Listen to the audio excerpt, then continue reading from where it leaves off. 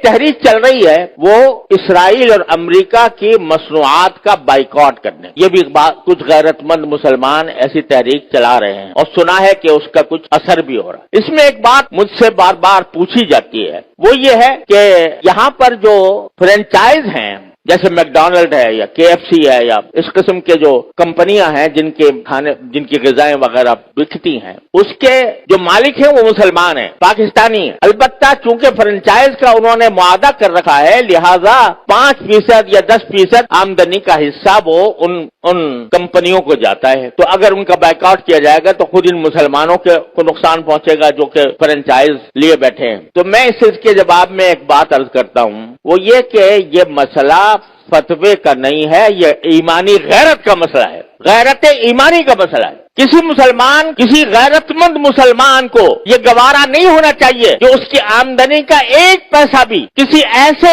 شخص کو پہنچے جو اسرائیل کو مدد دے رہا ہے۔ یہ انسان کی ایمانی غیرت کا تقاضا ہے۔ یہ کہنا کہ بھئی 5% جاتا ہے، اب 95% تو ہم کھاتے ہیں۔ ارے بھائی 95% آپ کھا چکے، بہت الحمدللہ، کافی اپنے نفع بنا لیا۔ اب آپ یہ تو کر سکتے ہو کہ اس فرنچائز کو ختم کر کے اپنا کاروبار شروع کر دو۔ اگر اس کو ختم کر کے اپنا کاروبار شروع کرو گے تو ذرا تھوڑا سا پتہ تو چلے گا ان کو کہ یہ جو ہم دنیا بھر کے اندر ہم اپنی مصنوعات چلا رہے ہیں، دنیا بھر میں ہمارا سکہ چل رہا ہے، اس کا کچھ اثر تو ہوگا۔ یہ کہنا کہ 5% جا رہا ہے ان کو اور ہم نے 5% جا کے کیا اس میں کیا فرق پڑے گا؟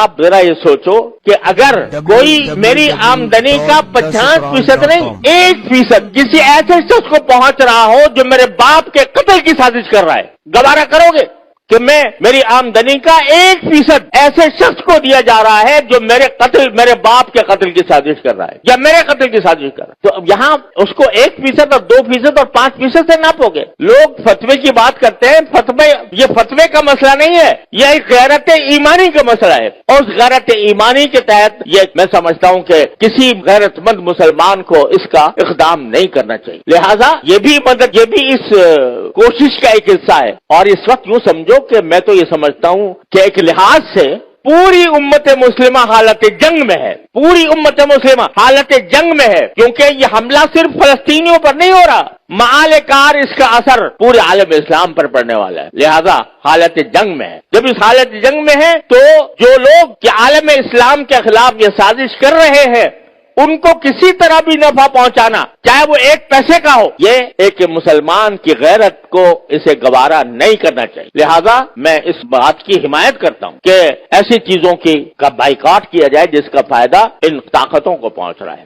تو اپنی سی کوشش کرو، اللہ تعالیٰ سے دعا جاری رکھو، کوئی وقت خالی نہ جائے جس میں اللہ تعالیٰ سے نہ مانگا جا رہا ہو، اور پھر اللہ کے فیصلے پر راضی رہو۔ پھر جو اللہ کا فیصلہ ہے وہی برحق ہے، وہ ہماری خواہش کے مطابق ہو تو برحق ہے، ہماری خواہش کے خلاف ہو تو برحق ہے۔ تو بس یہ ہے پریشانی کا علاج۔ اللہ تبارک و تعالیٰ اپنے فضل و کرم سے ہم سب کو اس پر عمل کی توفیق عطا فرمائے۔ وآخر دعوانا الحمدللہ رب العالمین۔